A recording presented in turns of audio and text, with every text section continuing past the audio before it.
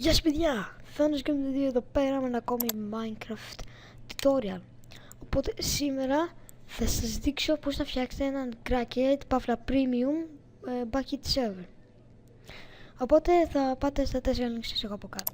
Πρώτο link είναι για το setting up a server. Μην κοιτάξετε τίποτα από όλα αυτά, απλώς ελάτε Windows εδώ πέρα που λέει και κάντε copy αυτό. Ξεκλικ και copy. Θα μας χρειαστεί πιο μετά.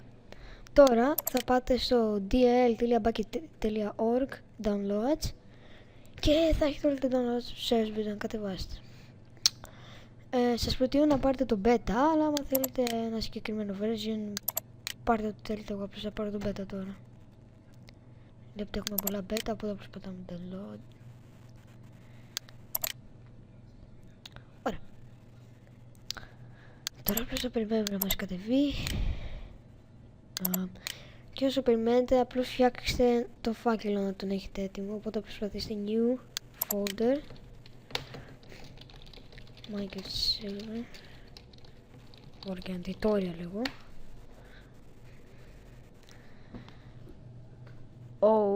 Λάθος μου. Να, άλλαξα τα πάντα. Τυχαίνει αυτό κάποιες φορές. Λοιπόν, δεν πειράζει. Περιμένουμε να μας κατεβεί. 19 MB είναι, ανάλογα με το ποιο version παίρνετε.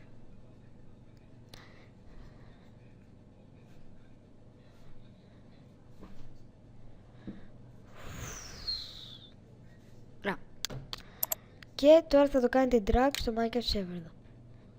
Τώρα αφήνουμε λίγο το ίντερνετ και πάμε στον φάκελό μας που μόλις φτιάξαμε. Ναι, κολλάω λίγο, έχω λίγο lag τώρα. Οπότε συγγνώμη γι' αυτό. Ωραία. Βλέπουμε το craft packet και τίποτα άλλο. Τι θα κάνουμε? Θα αλλάξουμε το όνομα του craft packet παύλα 1.72 και αυτά και θα αφήσουμε μόνο το craftpacket.jar έτσι.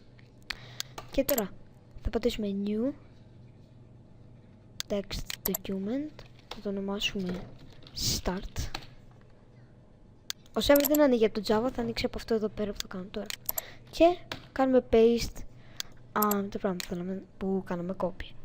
Λοιπόν, τώρα εδώ πέρα είναι όλο το θέμα του Cracked ή του Premium. Βλέπετε, true. Αυτό το true, άμα το κάνουμε false, ο server γίνεται Cracked. Άμα το αφήσουμε true, ο server γίνεται Premium. Οπότε εγώ θα το αφήσω τώρα true. Αλλά, όχι, θα το βάλω false για να δείτε κάτι. Βλέπετε, σας λέει ότι ο server is now running in offline mode. Αυτό δεν είναι τίποτα, δεν είναι πρόβλημα, απλώς σας λέει το server. Κάντε σίγουρα να έχετε το server all files και να αλλάξετε το txt σε bat. Βλέπετε. Και τώρα απλώς διαγράφετε αυτό, να το θέλει. Και τώρα απλώς ανοίγουμε το start.bat. Άμα δεν έχετε κάνει rename αυτό, δεν θα ανοίξει. Να το ξέρετε. Οπότε χρειάζεται. Μην το προσπεράσετε.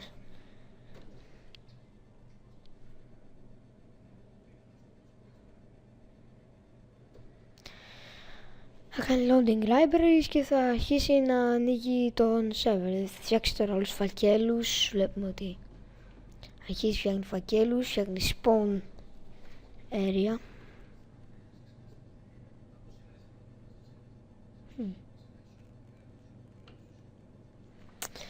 Θα περιμένουμε να μας γίνει. Αργεί λίγο. Ας εξηγήσω λίγο τι είναι αυτή η φάκελη. Το whitelist νομίζω ξέρετε γιατί είναι, άμα έχετε περάσει ή γίνει admin σε κάποιο server, είναι ότι άμα τον ενεργοποιήσω θα αφήνει μόνο τα άτομα που έχω κάψει εδώ πέρα να μπουν. Ωραία. Το server properties είναι για να φτιάξει τα settings του servers.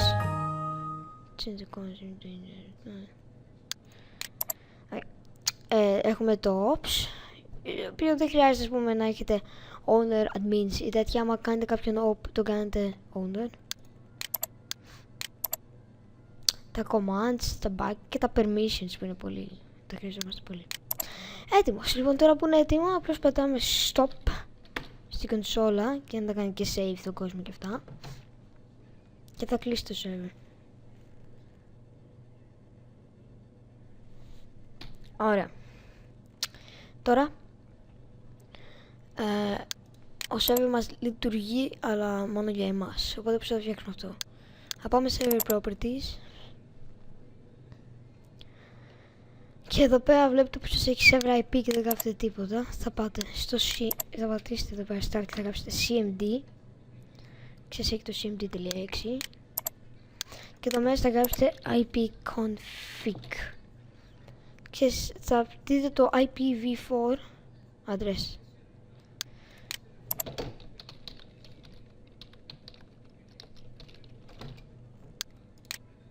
Το αφήνουμε ανοιχτό γιατί χρειαζόμαστε και για κάτι άλλο πιο μετά. Τώρα ο server είναι έτοιμος, απλώς πάλι λειτουργεί μόνο για εσάς, μόνο εσείς μπορείτε να μπείτε. Πριν δεν μπορούσε να μπει κανείς, τώρα μπορείτε μόνο εσείς και τώρα σας δείξω πως θα μπαίνουν και οι άλλοι. Ο server χρειάζεται και port forward. Οπότε θα μπείτε στο CMD σας, θα βρείτε το default gateway. Σε ποιο σημαίνει είναι αυτό. Θα το γράψετε πάνω εδώ πέρα στα links. Δηλαδή, να το. Και θα σας βγάλει σε ένα site, το site του modem σας, του router. Οπότε τώρα εδώ πέρα δεν μπορώ εγώ να σας βοηθήσω πώς να κάνετε το port forward, αλλά μπορώ μόνο να βοηθήσω αυτούς που έχουν τη Fortinet Thompson που έχουν. Όσοι έχουν Thompson, αυτούς μπορώ να τους βοηθήσω γιατί και εγώ Thompson έχω.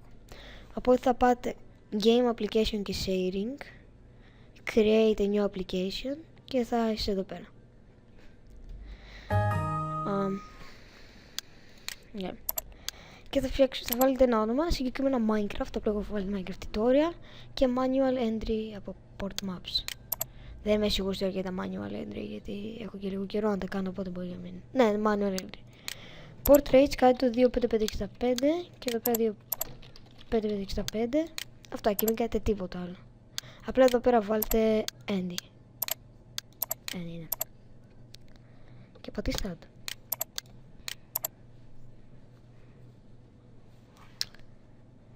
Ωραία. Τώρα απλώς πατήστε πάλι Assign a game or application to a local network device. Αργεί το Thompson όπως πάντα. Τώρα εγώ έχω το δικό μου. Σας δείξω πώς θα το κάνετε assign. Απλώς βρείτε αυτό που φτιάξαμε, Minecraft Tutorial. Πατήστε user definite. Περιμένουμε τώρα λίγο. Ωραία. Αλλά άμα έχετε βάλει ήδη ένα user defined, απλώς κάνετε το unassign. Θα κάνω εγώ το δικό μου.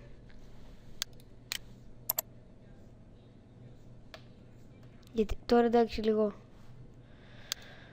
κόλλησε τώρα. Οπότε περιμένετε.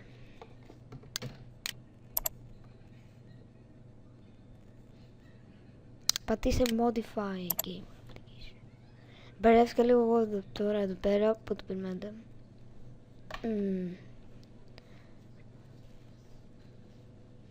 Συγγνώμη, δικό μου λάθος. Πατήστε assign. Θα κρατήστε το assign και σας πω τώρα τι θα κάνετε. Μόλις το βρω. Όπως είχα πει assign a new game or application to a local network device. Και βρίσκετε το αυτό που θέλετε. Minecraft Tutorial. User defined. Περιμένουμε.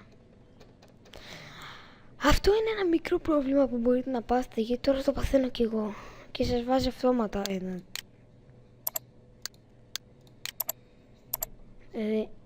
Θα κάτσει να σας διαλέξει μόνο του και είναι ένα μικρό πρόβλημα που έχει το Thompson. Αλλά καταλάβετε το νόημα. Δεν μπορώ να το κάνω τώρα. Θα δοκιμάσω άλλη μια φορά. Θα σας πω. Πατάτε user defined και θα σας βγάλει να γράψετε εκεί πέρα IP. Οπότε θα γράψετε αυτό το IP που βάλαμε και στο server properties. IPv4. Εντάξει. Ναι, το port είναι το πιο δύσκολο πράγμα. Για να είναι το πράγμα που συνήθως μπερδεύονται οι περισσότεροι. Οπότε.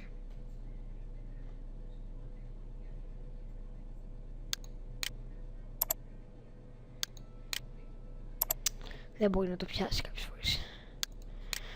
Και αυτό το πρόβλημα, άμα βρω λύση, θα φτιάξω βίντεο γι' αυτό. Μόλις τελειώσετε με όλα αυτά, που εγώ πρέπει να το ξανακάνω, έτσι δεν είναι? Ναι. Πρέπει να το ξανακάνω και εγώ τώρα που περιμένετε.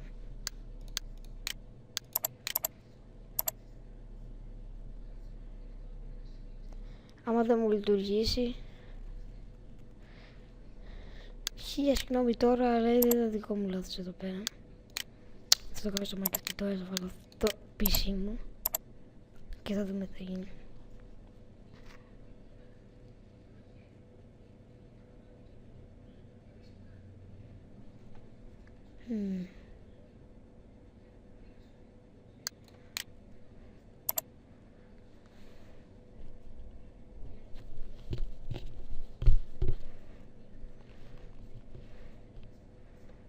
Ωραία, τώρα νομίζω αν πατήσω edit σε ένα που φτιάξα, είμαι σίγουρος πως μπορώ να το αλλάξω. Ναι, μάλλον, ναι. Νομίζω, περιμένετε τώρα γιατί νομίζω το βρήκα.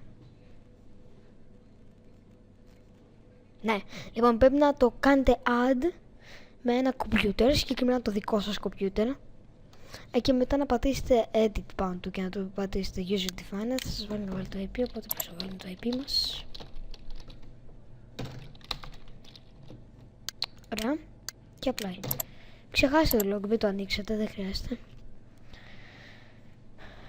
Συγγνώμη για αυτό το τεράστιο λάθος, αλλά δεν πειράζει, τα καταφέραμε. Οπότε θα σας λέει device, ναι. Και χρειάζεται να βάλουμε device, οπότε... Συγγνώμη, λάθος μου. Και αυτό. Δεν πειράζει. Οπότε τώρα που κάνετε το port forward, θα πάτε στο site που λέγεται whatismyip.com και σας δείξει το public IP σας. Οπότε συγκεκριμένα σε μένα είναι αυτό. Οπότε το κάνετε copy. Ανοίγετε το start to path και στέλνετε, και μόλις ανοίξει ο server, στέλνετε στους φίλους σας το public IP σας, αυτό που είδατε στο whatismyip, και αυτοί μπορούν να μπουν βάζοντάς το. Εσείς μπορείτε να μπείτε με το local σας, αλλά αυτοί δεν μπορούν με το local. Να, εδώ πέρα μου λέει, είδατε, περιμένετε να σας δείξω τώρα. Εδώ πέρα λέει this server is running, πού εδώ? Κάπου εδώ ήταν. Server is running in offline secure mode. Λειτουργεί ο server, απλώς έτσι σας το λέει. Και τώρα ναι, άμα μπω Minecraft θα πατήσω Direct Connect και θα βάλω το server. Επίσης σας βοήθησε και θέλω να πω και χίλια συγγνώμη για αυτό το μικρό πρόβλημα που περάσαμε. Αλλά άμα τα καταφέρατε, μπράβο σας. Στείλτε μου IP να μπω και εγώ στο server που φτιάξετε. Γεια σας.